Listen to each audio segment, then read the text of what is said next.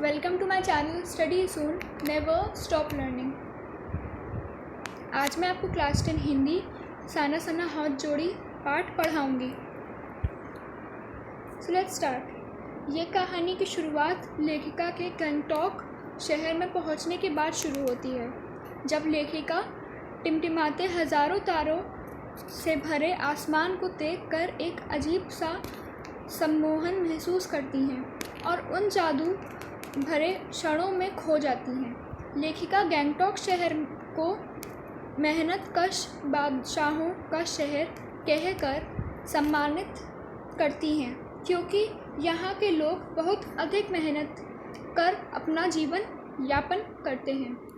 तारों भरी खूबसूरत रात देखने के बाद अगली सुबह वह एक नेपाली युवती द्वारा सिखाई गई प्रार्थना साना साना हाथ जोड़ी गडदहु प्रार्थना हरमो जीवन तिरमो कौशेली यानी छोटे छोटे हाथ जोड़कर प्रार्थना कर रही हूँ कि मेरा सारा जीवन अच्छाइयों को समर्पित हो करने लगती हैं। प्रार्थना करने के बाद वह युमथांग की ओर चलने से पहले हिमालय की तीसरी सबसे बड़ी चोटी कंचनजंगा को देखने अपनी बालकनी में पहुंचती हैं। बादल होने के कारण उन्हें कंचनजंगा की चोटी तो नहीं दिखाई देती है, लेकिन सामने बगीचे में खिले ढेरों फूलों को देखकर काफ़ी खुश हो जाती हैं। उसके बाद लेखिका गंगटोक शहर से 149 किलोमीटर दूर युमथांग यानी घाटियों को देखने अपने गाइड जितेन नार्गे व सहेली मणि के साथ चल पड़ती हैं। पाइन और धूपी के खूबसूरत नुकीले पेड़ों को देखते हुए वो धीरे धीरे पहाड़ी रास्तों से आगे बढ़ने लगती हैं। आगे चलते चलते लेखिका को बौद्ध धर्मावलंबियों द्वारा लगाई गई सफ़ेद पताकाएं दिखाई देती हैं। मंत्र लिखी ये पताकाएं किसी ध्वज की तरह फहरा रही थीं, जो शांति और अहिंसा का प्रतीक थी। लेखिका ने जब इन पताकाओं के बारे में पूछा तो गाइड जितेन ने बताया कि जब भी किसी बुद्धिस्ट की मृत्यु होती है तो उसकी आत्मा की शांति के लिए शहर से दूर किसी पवित्र स्थान पर 108 पताकाएं फहरा दी जाती हैं। नार्गे ने यह भी बताया कि किसी शुभ अवसर या नए कार्य की शुरुआत करने पर सफ़ेद की जगह रंगीन पताकाएं फहरा दी जाती हैं। यहाँ से थोड़ी दूरी पर स्थित कवि लॉन्गस्टॉक जगह के बारे में नार्गे ने बताया कि यहाँ गाइड फिल्म की शूटिंग हुई थी। इन्हीं रास्तों से आगे जाते हुए लेखिका ने एक कुटिया के अंदर प्रेयर व्हील यानी धर्मचक्र को घूमते हुए देखकर उत्सुकतावश उसके बारे में जानने की कोशिश की। तब नार्गे ने बताया कि प्रेयर व्हील एक धर्मचक्र है, इसको घुमाने से सारे पाप धुल जाते हैं। ये आपको याद रखना होगा, प्रेयर व्हील यानी धर्मचक्र, इसके बारे में आपको याद रखना होगा। और जो गाइड फिल्म की शूटिंग के बारे में यहाँ चर्चा की गई है उसका भी आपको ध्यान रखना होगा, वो भी आपसे पूछा जा सकता है MCQ में। यह सुनकर लेखिका को लगा कि पहाड़ हो या मैदान या कोई भी जगह हो, इस देश की आत्मा एक जैसी ही है। जैसे जैसे लेखिका अपनी यात्रा में पहाड़ की ऊंचाई की तरफ बढ़ने लगी, बाजार, लोग, बस्तियां सब पीछे छूटने लगे। अब लेखिका को नीचे घाटियों में पेड़ पौधों के बीच बने छोटे छोटे घर ताश के पत्तों से बने घरों की भांति प्रतीत हो रहे थे, और न जाने कितने ही तीर्थयात्रियों, कवियों, दर्शकों, साधु संतों के आराध्य हिमालय का विराट व वैभवशाली रूप धीरे धीरे लेखिका के सामने आने लगा था। अब लेखिका को हिमालय पल पल बदलता हुआ नज़र आ रहा था। लेखिका अब खूबसूरत प्राकृतिक नज़ारों, आसमान छूते पर्वत शिखरों, ऊंचाई से दूध की धार की तरह झरझर गिरते जल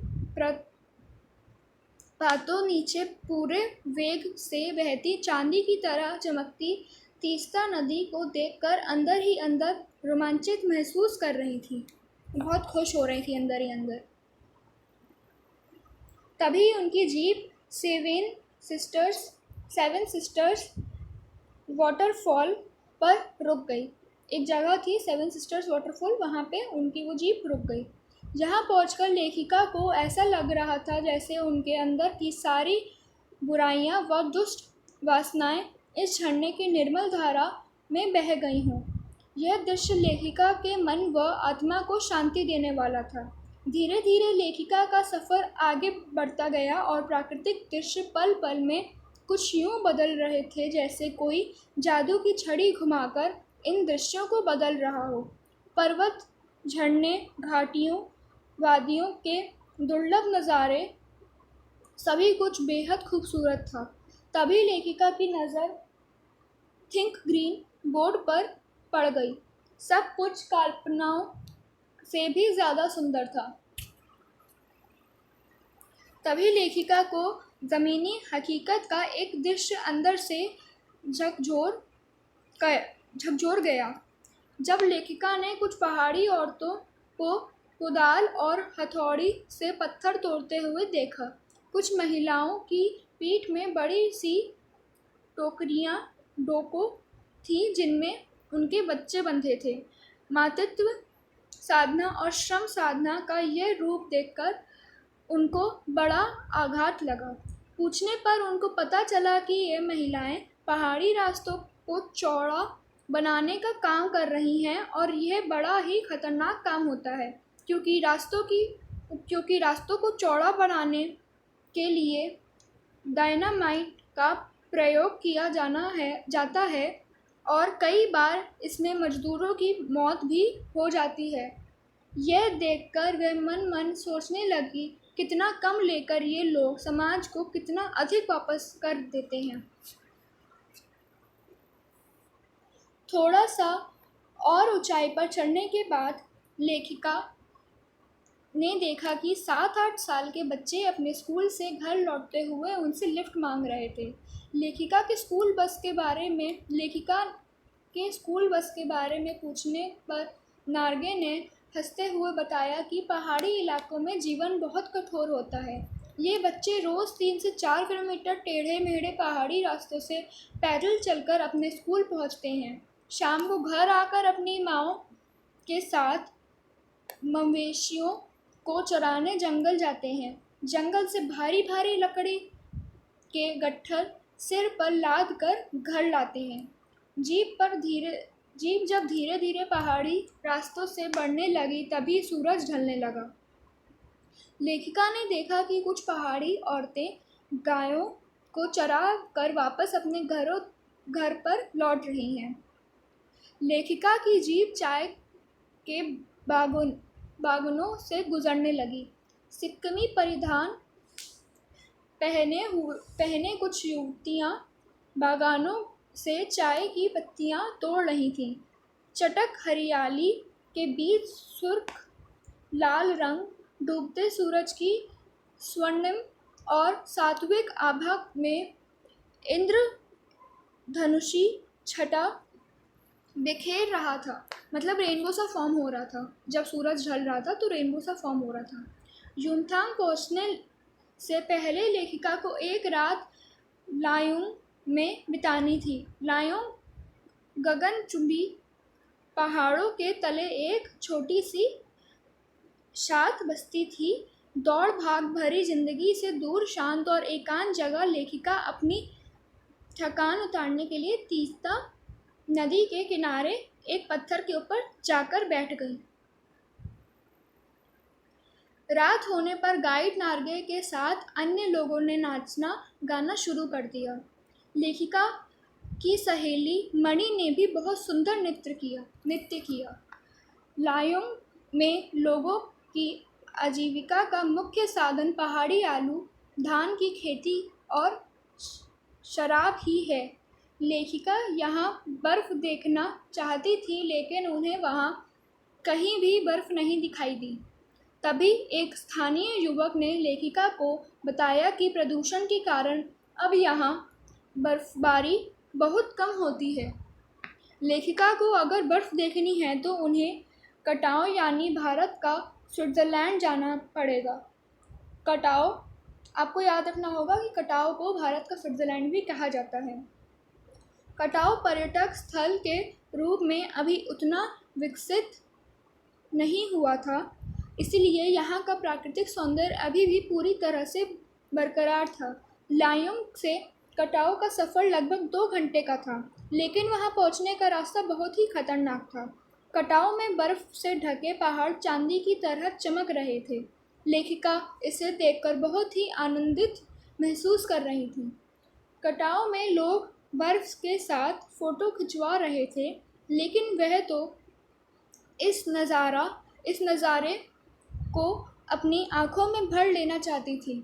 उन्हें ऐसा लग रहा था जैसे कि ऋषि मुनियों को वेदों की रचना करने की प्रेरणा यहीं से मिली हो, और उन्हें यह भी महसूस हुआ कि यदि इस असीम सौंदर्य को कोई अपराधी भी देख ले तो वह भी आध्यात्मिक या ऋषि हो जाए।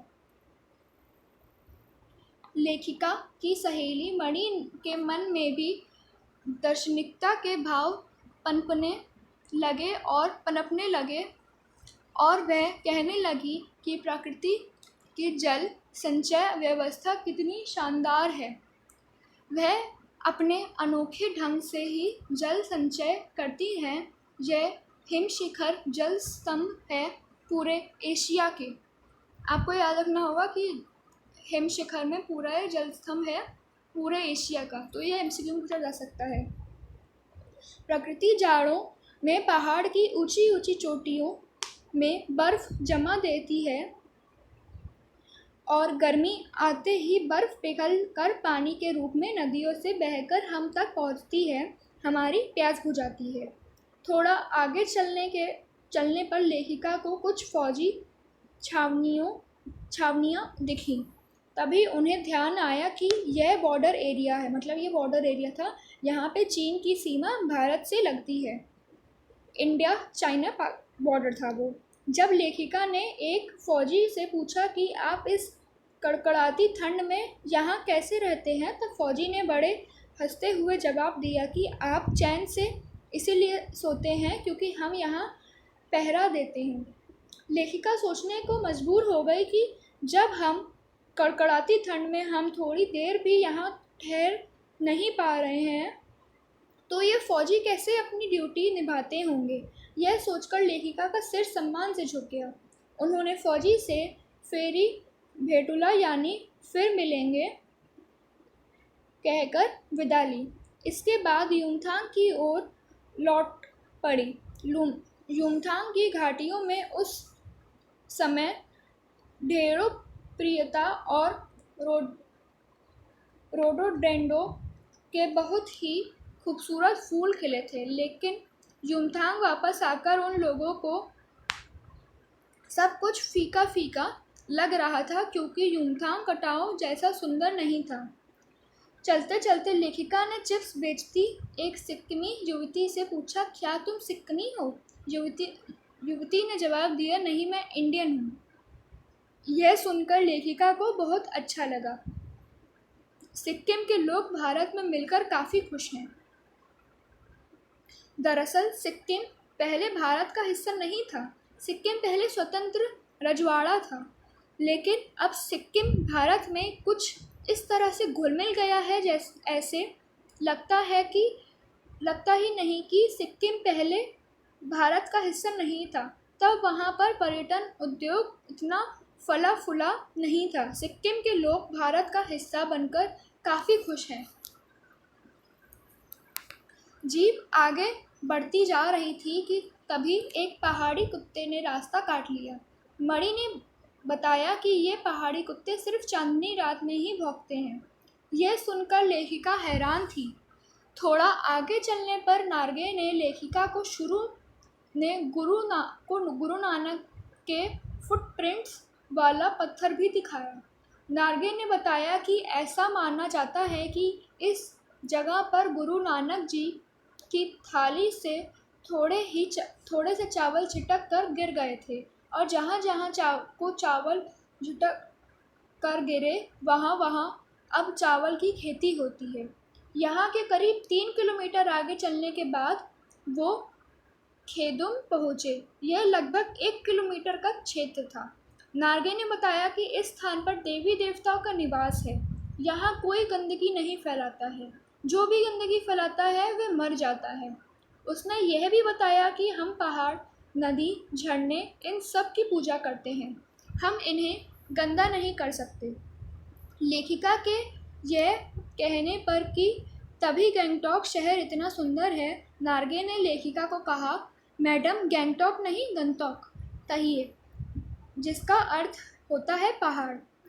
उसने आगे बताया कि सिक्किम के भारत में मिलने के कई वर्षों बाद भारतीय आर्मी के एक कप्तान शेखर दत्ता ने इसे पर्यटन स्थल, टूरिस्ट स्पॉट बनाने का निर्णय लिया। इसके बाद से ही सिक्किम में पहाड़ों को काटकर रास्ते बनाए जा रहे हैं, नए नए पर्यटन स्थलों की खोज जारी है। लेखिका ने मन ही मन सोचा कि इंसान की इसी असमाप्त खोज का नाम ही तो सौंदर्य है। इस कहानी का एक मैं आपको सारांश देती हूँ। लेखिका अपने साथियों व गाइड जितेंद्र के साथ गंगटॉक व हिमालय यात्रा हेतु गई थी। हिमालय की घाटियों में उसने प्रियुता रोडोरेंडो के फूल लदे देखे, साथ ही शांति व अहिंसा के प्रतीक खेल पताकाएं लगी थीं। वहाँ लोग प्रेयर व्हील घुमाकर ईश्वर को प्रसन्न करते थे। हिमालय के सौंदर्य और झरनों को देख लेखिका मंत्रमुग्ध हो गई। भारत के स्विट्जरलैंड कटाव पर कोई दुकान न देखकर आश्चर्य हुआ। पहाड़ी इलाकों में लोगों का जीवन यापन बहुत कठिन होता है। कड़कड़ाती ठंड में सैनिकों को सीमा पर पहरा देते देख लेखिका का मन उदास हो जाता है। यह था कहानी का सारांश। अगर आपको मेरी यह वीडियो साना साना हाथ जोड़ के पसंद आई हो तो इसे लाइक, सब्सक्राइब, शेयर करना ना भूलें, और अगर आपको इसमें कोई भी डाउट हो तो कमेंट बॉक्स में डाल दें। Thank you.